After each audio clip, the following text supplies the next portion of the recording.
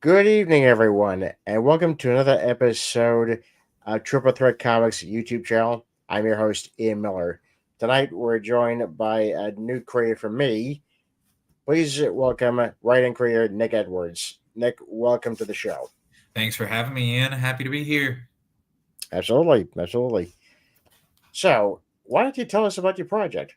The Apostasy, it's a 48-page demonic horror comic. It was a lot of fun to write. Worked on it with the artist Dave Schuler, who is Mhm. based out of Akron, Ohio, and Dave is just awesome.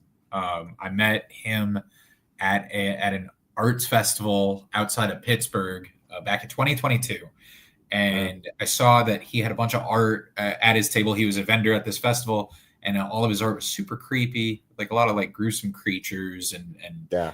like demonic type of guys. And just started talking to him, and we gelled and exchanged info, and we decided to work on something together. And so I knew I wanted to write something that would kind of play to his strengths as an artist. So I wrote this script over the next couple of months while I was on the road, and it's been a labor of love since then. But here we are now, about to actually make it happen, which is really exciting. Well, you couldn't have picked a better time to actually start doing the pre-launch stuff, especially since we're in October and Halloween's literally next week. So this is Yeah, definitely the perfect time. And so far, for what I've seen, you've got 16 followers. Let's see if we can actually bump up those numbers, shall we? yeah, that would be great. Yeah. So how did this story come about? Tell us about the story. So the story, so it is about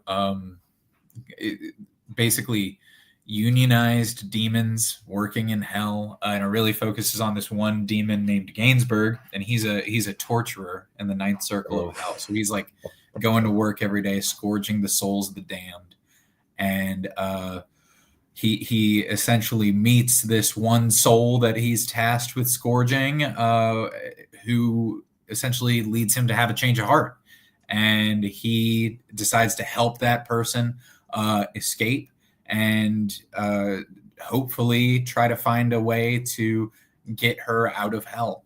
And so they go on sort of a journey together through hell. There's some self-discovery, some twists, a lot of gore, though, a lot of violence, a lot of action, and it was just, it was really fun and honestly really easy to write. So it's been really great to see Dave bring it to life. Well, the concept sounds very sound because a unionized, hell. That's Right. something I've never even heard of before. I think the closest I ever actually seen something like that was the movie Little Nicky, Oh with yeah. Adam Sandler. Oh That's yes. that's to me. But this sounds very interesting and very engaging. And yeah, horror buffs are definitely gonna love this concept. Well, I kind of, you pose the question because our main character Gainsbourg, he loves what he does, right? And he's very Yeah, passionate about what he does. But if you got to do your favorite thing, in his case, it's torturing people. But if yeah, you got to do your favorite thing every day for eternity, wouldn't you maybe eventually tire of it? Like, wouldn't it maybe start to get old? And yeah. and so we see some of that disillusionment and everything pop up, and so I even though it's about scary demons and demonic hellscapes and stuff like that, I still feel I tried to write kind of a relatable story too, because we've all gotten sick of our jobs, no matter how much we love it, and I think there's something relatable to that. That is true. I don't know why this came into my mind. I was thinking of Gross Point Blank. Oh yeah. The main character of that. This guy was an assassin. He Yeah, developed a taste for it, but then towards the end of the movie, he's like, I completely lost my taste for it. I don't want to do it anymore. I'm over it. Yeah. Yeah, yeah. Yeah. So that's what this was what this guy does is pretty much just is over what he torturing and then wow Yeah, yeah yeah. So that, yeah, that's. that's the Apostasy right there. Yeah, really, really fun to work on. And just thankfully, Dave is a really, really talented artist. So getting to watch his process and watch him really painstakingly make these pages and everything has been a treat for me. So I'm just excited to share them with the world. Well, why don't we just show the audience a couple of the pages? So let's just go to the pre-launch page. Let's do it. Okay. First of all, it's a great cover. I love the two figures in the front, in the foreground. The background's all blue line artwork. I love it. Yeah, yeah. Again, man, just gotta give Dave all the credit there. He really Yeah. like, because a good comic script is like a good recipe, right? And so you can read a recipe and maybe get an idea of what a dish is going to be like, but you can't taste it, and No. so the full meal is really the finished art. And so again, gotta give him all the praise in the world. Yeah. Now, this is a very great idea. You're doing this just in black and white for the interior pages because it really adds, I think, the suspense and also creeps up the horror, of the story. Definitely. We kind of went for a little bit of like Sin City creative Yeah. coloring, where there's like, definitely like 90% of what you're going to see is black and white. But then like little flashes of color on different items, for emphasis. And I think it turned out really good. And so something new that I did with this book that I haven't done before is I actually lettered the book myself, Hmm. which was a fun challenge, but decided to do some kind of creative coloring with some of the letters too. Our normal kind of human characters, they speak with standard, white speech bubbles and black text. But with our Yeah. different demon characters, they have black speech bubbles, and then each character has a different color associated with their text. So so that was just like a fun challenge for sure. I'll be looking forward to lettering more books in the future where it's just standard word bubbles, just Yeah. standard word bubbles across the board. But it was cool to learn how to do that. Cool to learn a new skill. Well, it also just heightens the storytelling in a way because you get to figure out, okay, who's speaking here specifically Mhm. and who's not, and it just adds to that otherworldliness to this because if you think about it, hell is just another world. Right. Yeah, I really love this particular panel Oh, right I here, know. just to Yeah. see. It's like just seeing into the abyss. Right. Right. Yeah. Exactly. That's one of my favorite pages from the book. Yeah. Yeah, well, Dave is a fantastic draftsman. He really is, and it was fun too because I have several characters in the book, several demonic characters, and there's at one point, uh, because obviously hell isn't going to let Gainsbourg go lightly, so they send some of Hell's secret police after him, and these are a few very scary demons. But I did not. There was zero direction in the script at all about what they looked like, and I just told Dave, I was like, "Hey man, go for it. Just go crazy. Design like some crazy, creepy demons. Like let's see what you got." And he knocked it out of the park, man. His character design is just out of this world. Well, it is. It- again, I was saying this on another channel, about some artists could be, Halloween monster designers for movies, and Dave is another one Yeah. because just the look of, the lead character, my God, Gainsbourg, wow. It's almost like if Pinhead had a little teenager, Yeah. with less of the pins. There's definitely some overlap with Hellraiser here, I think, in Yeah. the in terms of the subject matter and just pain obsessed demons from hell, right?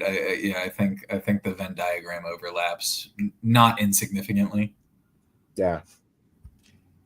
No, but the concept is engaging, as I said, and the character is, very relatable, except it's in hell.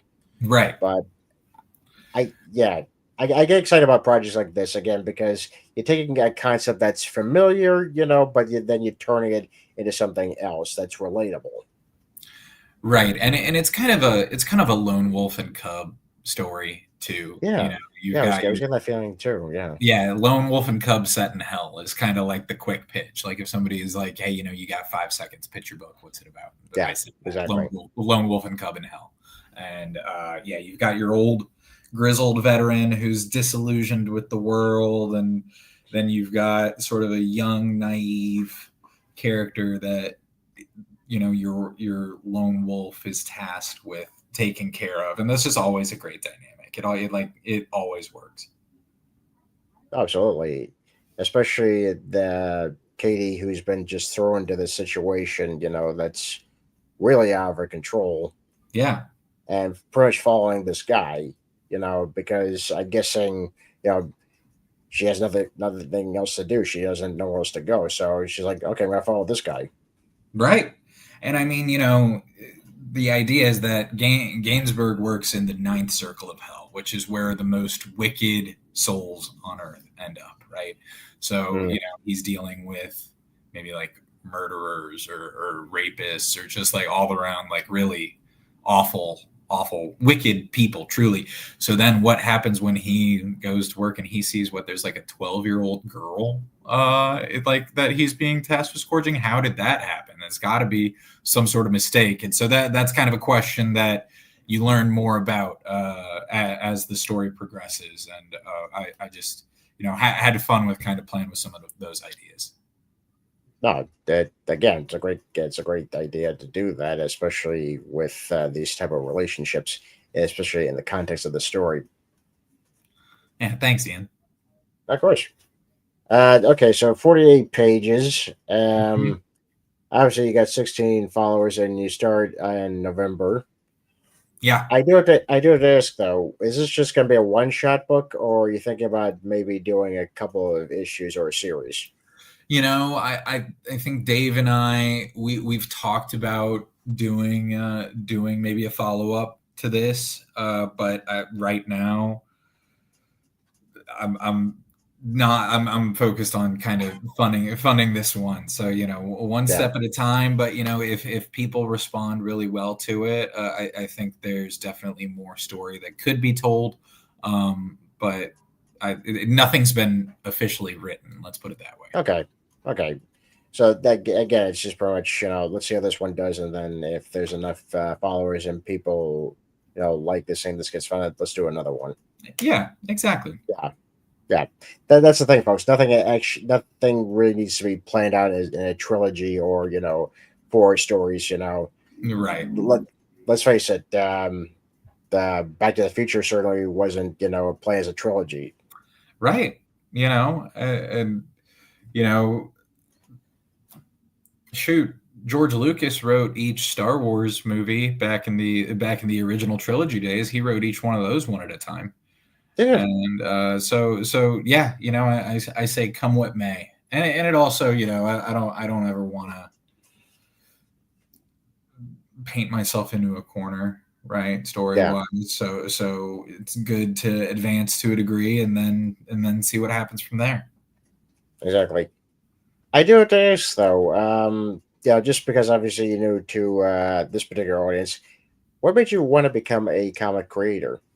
Oh man, I've always loved comics. Ever since I was a kid, I my parents would take me to half price books. Me and my sister, we would go to half price books, and half price books would have all of these bundles of like just old back issues on sale for like $5 for like 20 comics. I just I Wow. would like I would like buy one of those and like to flip through old copies of like Action Comics and Amazing Spider-Man and all that, and I just loved them. I really fell in love with the X-Men. I'm a huge X-Men guy, so watching like the X-Men animated series on Fox Oh Kids when I man, was a kid, that's my jam. That's my dude, jam. it's so good. It still hits so good. But really, so like, that made me a fan of like comics and, superhero comics, really, and that whole medium. But what made me want to make my own was actually the Captain Underpants books. Ah, If you ever read those, it's really about two kids making comics together, and then like their creation takes on like a life of its own, and hijinks ensue, of course. But like that, just like, you had the one kid who was writing the stuff, the other kid who was drawing it, and I just like remember thinking, I was like, that's so cool, even like as a little kid. And so I've always wanted to tell stories, like I've always wanted to write, but I love comics. I love what the medium can do and what it's capable of. yeah. Because really, at the end of the day, it's just words and pictures, right? So it's like the oldest form of storytelling. People have been communicating that way since ancient humans in caves making cave drawings, and I love it. Yeah. So it's been, this is the third book really I've completed, and I'm doing on Kickstarter, and so it's been cool to kind of make a dream happen. Simple answer. I like that. That's a simple answer. And Yeah. it's obviously an answer I've heard many times, but again, I always love to hear, other creators, talk about, what they think of comics and why they want to be in the business. So it's always a treat for me to hear that because it's like I'm not alone in this. Oh Thank God I no, am not alone in this. no way. Okay, so what were your first two books then? So in 2020, I met who's a guy who's now one of my closest friends, an artist named Scott Beecher. We met Mhm. at a comic convention in February 2020, right before COVID, and he was a vendor there, and we just like really clicked immediately. And I had written a few scripts since then, but I hadn't published anything. And Scott ran his label that I now run with him, Unearthly Comics. And so we just talked. We figured out we both had a mutual love of horror and comics, and just shared sensibilities. And so after that convention, COVID happened, everything shut down. But we stayed in contact. We sent a few emails back and forth. I sent him a few scripts I had written. He gave me some feedback, and I kind of just thought that was going to be it. And then as summer 2020 rolled around, he basically pitched me on this slasher character that he had created and had a really good story idea for, called the Gator Man. Mhm. And so he had like a rough outline and some early pages drawn up for this Gator Man character, and I just heard it, and the way he pitched me was a story like Texas Chainsaw Massacre meets Con Air, and I was immediately like, yeah. Oh, I was just like, dude, that's money. I gotta work on this with you. And so that summer, I wrote the script for a book that turned into our first collaboration together, called Gator Man Kills. And it just, started as like a pandemic project, right? And then it yeah. just took on a life of its own. And we ended up doing a Kickstarter campaign for that in fall of 2021. And it was great. And we're actually now we're putting some money together to do a second print run of that book, which is pretty exciting. And then in 2020, what was that? It would have been 2022 also. Hmm. Yeah. Or I had an idea for another story. Scott and I had talked about doing a sequel to Gator Man Kills, but I just had another idea for a more contemporary thriller that I wrote over the course of like 3 weeks. It kind of poured out of me, and that became our book Stilettos. And that the pitch there is like Hustlers meets The Most Dangerous Game. It's a story. Wow. Yeah, and that was, and just like a fun, timely, I think, very a story that's very, I don't know, emblematic of today's world. And we did a Kickstarter campaign for that book last year, and was able to finally get it to backers. I want to say in like January or February of this year. So that was pretty great. And then so Scott and I were still super close. He is about probably 30 to 35, somewhere in there, pages into Gatorman Returns, sequel to Gatorman Kills. So that's a lot of fun, and it's just always a pleasure to see him work. I was actually just on the phone with him today. We always are talking about, what movies have we seen, or what are we reading right now.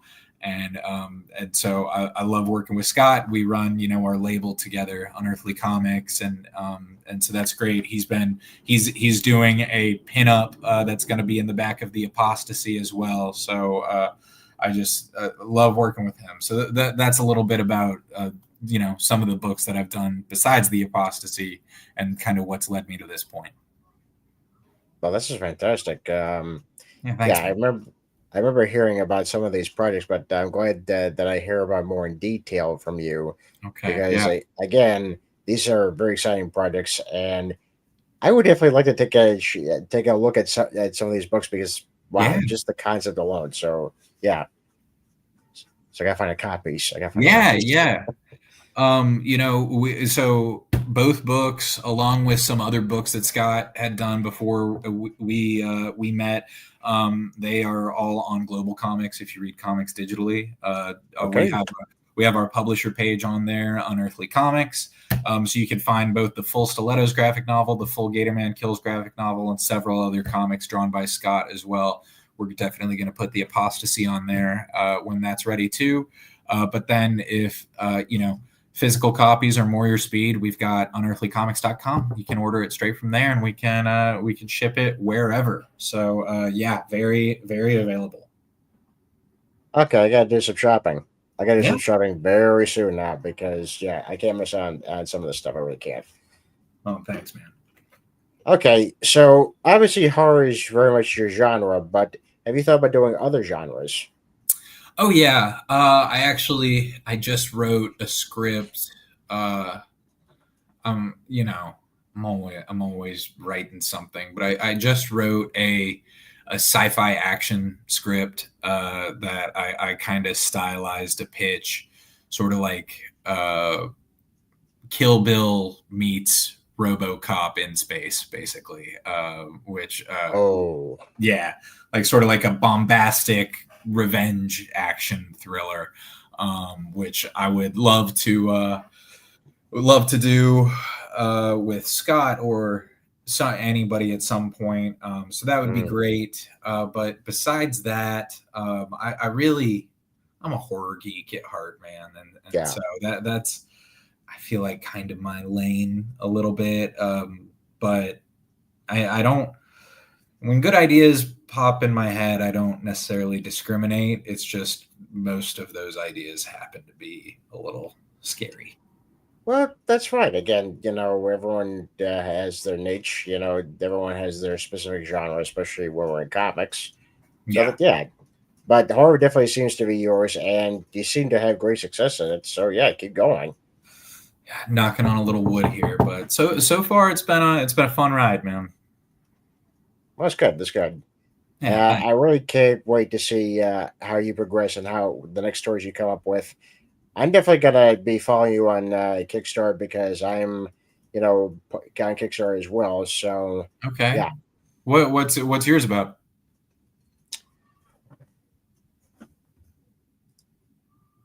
Oh.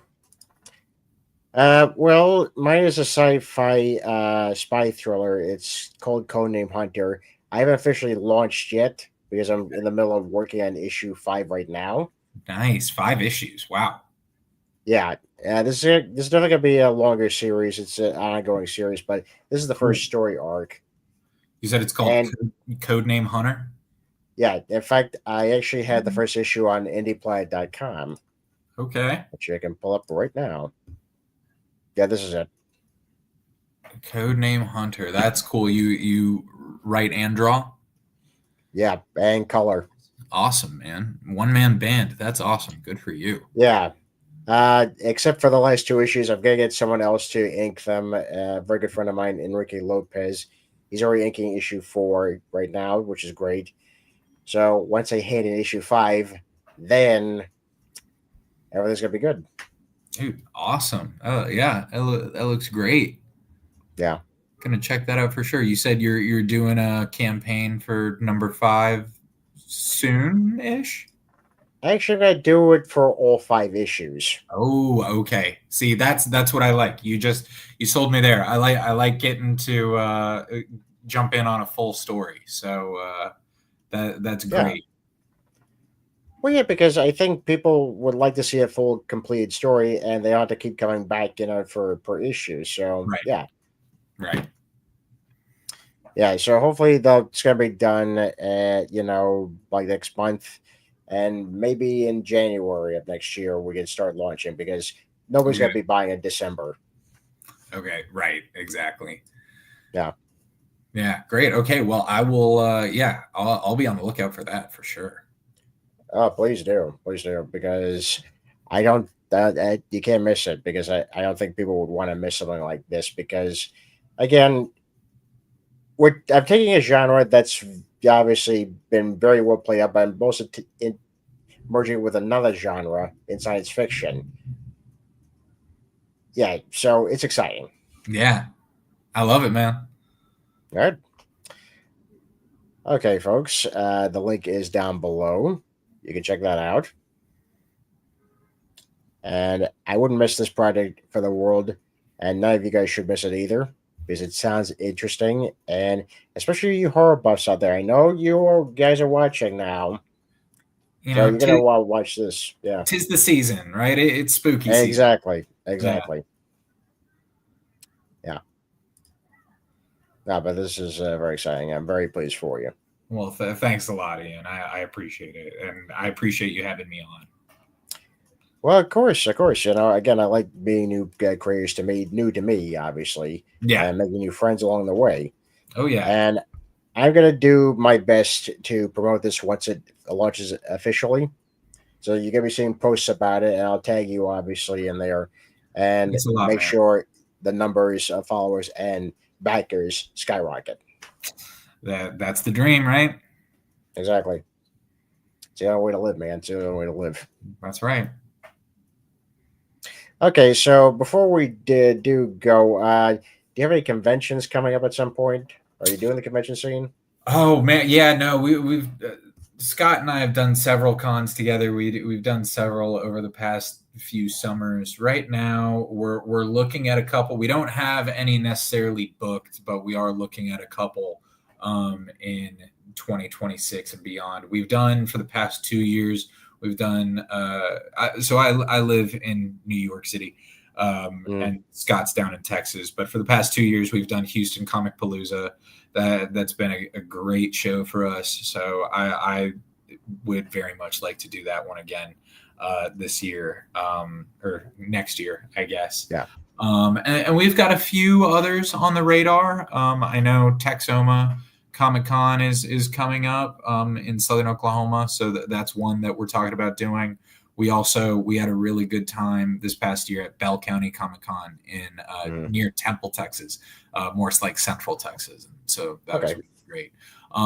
So a few on the radar, but nothing hard set yet. The schedule's still pretty flexible right now. Okay.